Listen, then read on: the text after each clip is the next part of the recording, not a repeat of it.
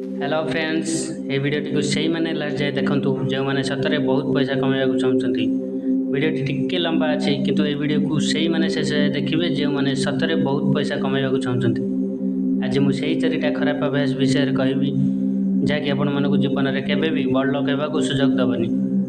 जदि आपण मानक हनेस्टली पैसा कमाइबार अच्छी ना ताहले आपन पूरा मिडिल क्लास रु बाहरी ऊपर क्लास को जावाक पड़िबो, करोड़पति बनवाक पड़िबो। से ये वीडियोटी को संपूर्ण शेष जाए देखूँ ना यूट्यूब रे आहरी बहुत वीडियो अच्छी जैकि देखूँ या देखी निजर समय बर्बाद करूँ ना। जदि आपको घर गाड़ी बैंक बैलेंस बढ़ाइबार अच्छी अमीर होबार अच्छी ताहले आपको जिते जल्दी संभव से चारिटा खराब अभ्यास को छाड़ा पड़ो। खास करके ये वीडियो को सही मैंने देखूँ जो मैंने कहते कि अरे सब किसी ना ये सब खाली कहवा कथा। आज मुझे पैसा और पैसा कमाइबार सठिक उपाय कहबी, बस आपड़ खाली वीडियोटी को शेष जाए देखूँ। एवं कथा प्रथम खराब अभ्यास विषय चारिटा खराब अभ्यास मध्य यही अभ्यासटी हूँ सब बड़ और गंधा खराब अभ्यास। से प्रथम खराब अभ्यासटी हूँ गरीब चिंताधारा। जदि आपको लगुच कि मुझे ऊपर को जापर ना, मो सिचुएसन खराब, मो फैमिली बैकग्राउंड खराब, मो पाखे पैसा ना, मुझे ऊपर को जापर ना, यही मनर गरीब चिंताधारा हूँ सबुठ बड़ खराब अभ्यास। निजर कमजोरी को अन्य उपलब्धि देवा, निजर सक्सेस अन्यर दोष देवा, यही सब हूँ गोटे गोटे खराब अभ्यास। लोक मैंने कहते कि अरे भाई मो पाखे तो पैसा ना, मुझे पारि नहीं, पाखे पैसा अच्छे से सब किसी कर जो गरीब को सही गरीब ही रही। अरे भाई गरीब तुम्हें नुह, गरीब हूँ तुम मनर चिंताधारा। जदि आप कहीं पैसा कमाइबार किसी ट्रिक कहूँ ताहले आप पूरा कान दे शुणुंट, कहीं पैसा कथा शुणा समस्त भारी मजा लगे। किंतु जितेबाला परिवार समय आसे से निज मनर गरीब चिंताधारा मुंडे पशि जाए कि ना भाई मो द्वारा ये सब हेनी। पैसा कमाइबा कथा शुणा तो बहुत मजा लगुला किंतु करने बहुत कष्ट लगुच, से भी पुणी बिना चेष्टार। यही गरीब चिंताधारा और खराब अभ्यास आपन को केवे भी बड़ लोक होगा सुजोग देवनी। सब पैसा पैसा होता लोक जो पैसा कमाइबार समय आसे से यूटर्न मारी दिखती, निज मन को चेंज कर दिखती। जेपर्यंत निज मनर ये गरीब चिंताधारा बा खराब अभ्यास को आप चेंज न कर ना से पर्यंत आप केवे भी बड़ लोक पारे ना।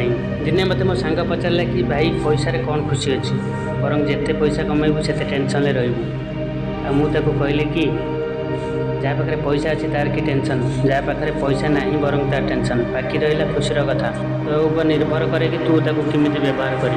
जदि तू पैसा खुशी कमाइबा चाहूँ ताहले तू से पैसा को अनाथ अक्षम पाई व्यवहार कर, मन स्कूल मेडिकल सुविधा देखू, निजक बहुत शांति लगे, बहुत खुशी लगे। मु तो कहि आठार बड़ खुशी दुनिया किसी ना बोली। दुनिया रे जहाँ पाखे पैसा अच्छे ता पाखे सबकि अच्छे, और जहाँ पाखे पैसा नहीं ना ताको दुनिया रे किसी चिन्हती कि जानती। से दुनिया रे बड़ लोक होगा निहाती दरकार। आ धनीशाली और बड़ लोक होगापी मो मन गरीब चिंताधारा और खराब अभ्यास को छाड़ू, देखिए आपड़ भी सबकि करें। एवं चलते जाना द्वितीय अभ्यास विषय। द्वितीय खराब अभ्यास हूँ रैट रेस, गोटे मूषा पछरे सब मूषा धाइबा। मतलब चाकरी बा जॉब आपण मैंने भावुं कि कौन कहवाई चाहूँ, मुझे क्लीयर करदेवाई चाहूँ कि चाकरी हूँ गोटे खराब अभ्यास। आपण मैंने भावुए कि चाकरी कौन पर खराब अभ्यास। एक्चुअली चाकरी खराब अभ्यास नुहे किंतु बड़ लोक होगापी चाकरी बाधा सृष्टि करें। Education is very needful for us but not for job. शिक्षा आम मानक निहाती आवश्यक किंतु आपण मैंने शिक्षा प्राप्त केवल चाकरी करुँच केवे भावतु ना। और जदि भावुंट ताहले आपण मैंने बहुत बड़ मूर्खामी करुँच। आपण मानकर गोटे खराब अभ्यास गणाजिव, कारण आपण मैंने शिक्षा लाभ कर सारे जी समय चाकरी खोजापी बर्बाद करुँच से समय निजर बिजनेस व्यवहार कर, देखिए सक्सेस निश्चिंत मिल। आते आपण कौटी कि चाकरी नुहे बर आपण पाखक किए चाकरी करने आसो। चाकरी गोटे एमती जिनिस ना जड़े के धनी हो पार ना के गरीब। आपण मैंने थे भाविले कि मुझे चाकरी कले केते टंका पाइबी, मु कौन चाकरी करी गोटे धनीशाली हो पारि। धनीशाली होगा तो दूर कथा, आपण मैंने आपण मानकर घर परिवार भी ठीक चल पारे ना। जो मैंने भी मासक लक्ष टका दरमा पाँच भाविले तार ओनर को केते टका मिलूँ। जड़े आपण को चाकरी करे लक्ष टका दूसरी ताहले आपण मैंने भावतु तार मंथली इनकम केते थी। तुम लक्ष्य चाकरी पछरे न दे सब बिजनेस मैंने भावुए कि बिजनेस में टंका दरकार, एत टंका कौटू आसो। सब गोटे कथा मन रखु कि बिजनेस टंकार नुहे, सब माइंड रू कराए, बुद्धि रू कराए। आपको जब विश्वास होनी ताहले यूट्यूब रे जाई सर्च कर देखो, एमती बहुत लोग अच्छा जी कि जीरो रू हिरो होती। ହିରୋ ହୋଇପାରିବେ। ବାସ୍ ଖାଲି ଆପଣମାନେ ଆପଣଙ୍କ ଚିନ୍ତାଧାରାକୁ ଉଚ୍ଚ ରଖନ୍ତୁ, ଦେଖିବେ ଆପଣମାନେ ବି ସବୁକିଛି କରିପାରିବେ। ମୁଁ ଭାବୁଛି ଦ୍ୱିତୀୟ ବ୍ୟାଡ୍ ହ୍ୟାବିଟ୍ସ ଆପଣମାନେ ଠିକ୍ ବୁଝିପାରିଥିବେ। ଏବେ ଚାଲନ୍ତୁ ଜାଣିବା 3 ନମ୍ବର ବ୍ୟାଡ୍ ହ୍ୟାବିଟ୍ କ'ଣ। 3 ନମ୍ବର ବ୍ୟାଡ୍ ହ୍ୟାବିଟ୍ ହେଉଛି ରିସ୍କ। ଯଦି ଆପଣ ଜୀବନରେ କିଛି ବଡ଼ କରିବାକୁ ଚାହୁଁଛନ୍ତି ତାହେଲେ ରିସ୍କ ନେବାକୁ ପଡ଼ିବ, କାରଣ ନୋ ରିସ୍କ ନୋ ମନି। ସେଥିପାଇଁ ଆପଣଙ୍କୁ ଚିନ୍ତା ଛାଡ଼ି ରିସ୍କ ନେବାକୁ ପଡ଼ିବ। ସିକ୍ୟୁରିଟି ମିନ୍ସ ଯଦି ଆପଣ ଗୋଟେ ଭଲ ଜବ୍ କରୁଛନ୍ତି ଆଉ ଭଲ ପଇସା କମାଉଛନ୍ତି, ଆପଣଙ୍କ ପରିବାର ଭଲରେ ଚଳିଯାଉଛି, ଆପଣଙ୍କୁ କିଛି ବି ପ୍ରୋବ୍ଲେମ୍ ନାହିଁ, ଦ୍ୟାଟ୍ ଇଜ୍ କଲ୍ଡ ସିକ୍ୟୁରିଟି। ଆଉ ଯଦି ଆପଣ ସେ ସବୁ କିଛି ଛାଡ଼ିକି କିଛି ବଡ଼ କରିବାକୁ ଚାହିଁବେ କି ନୂଆ କରିବାକୁ ଚେଷ୍ଟା କରିବେ, ତାହେଲେ ତାକୁ ଇନସିକ୍ୟୁରିଟି କୁହାଯିବ। ଯଦି ଆପଣ ଭାବିବେ କି ମୁଁ ଯଦି ଜବ୍ ଛାଡ଼ିଦେବି ତାହେଲେ ମୋ ଘର ଲୋକ କେମିତି ଚଳିବେ, ମୁଁ କ'ଣ କରିବି, ମୁଁ ଯଦି ବିଜନେସ୍ କରିବି ସେ ଲସ୍ ହେବ କି ଲାଭ ହେବ ମୁଁ କେମିତି ଜାଣିବି। ଯଦି ଆପଣ ଏସବୁ ଭାବିବେ ତାହେଲେ ଆପଣ କିଛି ବି କରିପାରିବେ ନାହିଁ, କେବେ ବି ବଡ଼ ଲୋକ ହୋଇପାରିବେ ନାହିଁ। ବଡ଼ ଲୋକ ହେବାକୁ ହେଲେ ରିସ୍କ ନେବାକୁ ପଡ଼ିବ। ଇଲନ୍ ମସ୍କ 3 ଥର ରକେଟ୍ ଫେଲର ହେବା ପରେ 4ଟା କରିବାକୁ ତାଙ୍କ ପାଖରେ ସଫିସିଏଣ୍ଟ ପଇସା ନଥିଲା। ଆଉ ଯଦି ସେ ରିସ୍କ ନ ନେଇ 4 ନମ୍ବର ରକେଟ୍ ଲଞ୍ଚ ନ କରିଥାନ୍ତେ ତାହେଲେ ଆଜି ସେ ଦୁନିଆରେ ସବୁଠାରୁ ଧନୀଶାଳୀ ଲୋକମାନଙ୍କ ମଧ୍ୟରୁ 1 ନମ୍ବର ସ୍ଥାନରେ ନଥାନ୍ତେ। ଏହି କାମ ସେଇମାନେ କରିପାରିବେ ଯେଉଁମାନେ ତାଙ୍କ ନିଜ ଉପରେ କନଫିଡେନ୍ସ ଅଛି, ଆତ୍ମବିଶ୍ୱାସ ଅଛି, ତାଙ୍କ ନିଜ ପ୍ଲାନିଂ ଉପରେ ବିଶ୍ୱାସ ଅଛି। ଯଦି ସେମାନେ ଭାବନ୍ତି ମୁଁ ଏଇଟା କରିବା ତାପରେ ରିସ୍କ ନେବି, ରିସ୍କ ନେଲା ପରେ ଯେଉଁଟା ଆପଣଙ୍କର ଫ୍ୟୁଚର ଅଛି, ଆପଣଙ୍କର ରୋଜଗାର ଅଛି, ପ୍ଲସ୍ ଆପଣଙ୍କର ଇନକମ୍ ଅଛି, ଦୁଇ କରିପାରିବେ, ଆପଣ ରିସ୍କ କହିଲେ ସେ ସିକ୍ୟୁରିଟି ମଣିଷର ଜୀବନର ସବୁଠାରୁ ସ୍କେଲ୍। ଗୋଟେ ବିଜନେସମ୍ୟାନ୍ ହିସାବରେ ଫ୍ୟୁଚର ଦେଖାଯାଉଛି।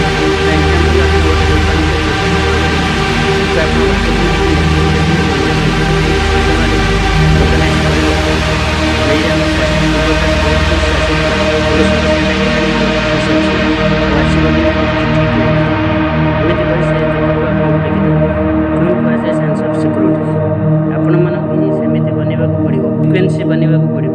ଆପଣ ଯଦି 50,000 ସାଲେରୀ ପାଇ ନିଜକୁ ସିକ୍ୱେନ୍ସ ବୋଲି ଭାବୁଛନ୍ତି ନା, ତାହେଲେ ସେଇଟା ପୁରାପୁରି ଭୁଲ। କାରଣ ଭଗବାନ ସେମିତି ନ କରନ୍ତୁ, ଯଦି ଆପଣଙ୍କୁ କାଲି କିଛି ହେଇଯାଏ, ଲକ୍ଷେ ଟଙ୍କା ଦରକାର ପଡ଼େ, ତାହେଲେ ଆପଣ କ'ଣ କରିବେ?